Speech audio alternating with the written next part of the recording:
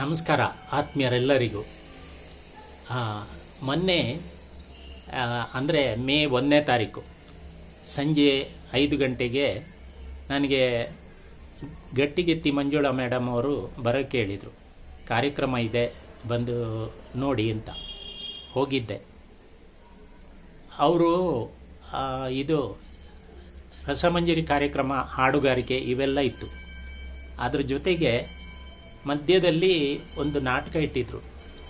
ಆ ನಾಟಕ ನೋಡಿ ನನಗೆ ತುಂಬ ಖುಷಿ ಆಯಿತು.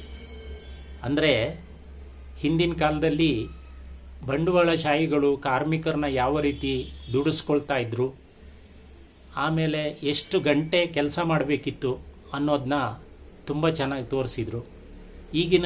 ಈಗಿನ ಕಾರ್ಮಿಕರಿಗೆ ಅವೆಲ್ಲ ಗೊತ್ತೇ ಇರೋದಿಲ್ಲ ನೋಡಿ. ಹಿಂದೆ 12 ಅವರು, 18 ಅವರು, 16 ಅವರು ಹಿಂಗೆಲ್ಲ ಕೆಲಸ ಮಾಡಬೇಕಿತ್ತು.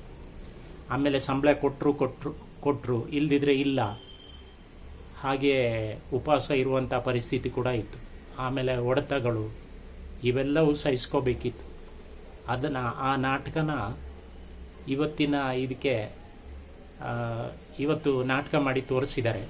ಇದನ್ನು ಜಾಸ್ತಿ ಕಾರ್ಮಿಕರು ನೋಡಬೇಕಾಗಿತ್ತು. ಕಾರ್ಮಿಕರು ಯಾಕೆಂದರೆ ಈಗಿನ ಕಾರ್ಮಿಕರಿಗೆ ಅವೆಲ್ಲ ಗೊತ್ತೇ ಇರೋದಿಲ್ಲ. ಅಷ್ಟು ಚೆನ್ನಾಗಿ ಅಭಿನಯ ಮಾಡಿ ತೋರಿಸಿದರು.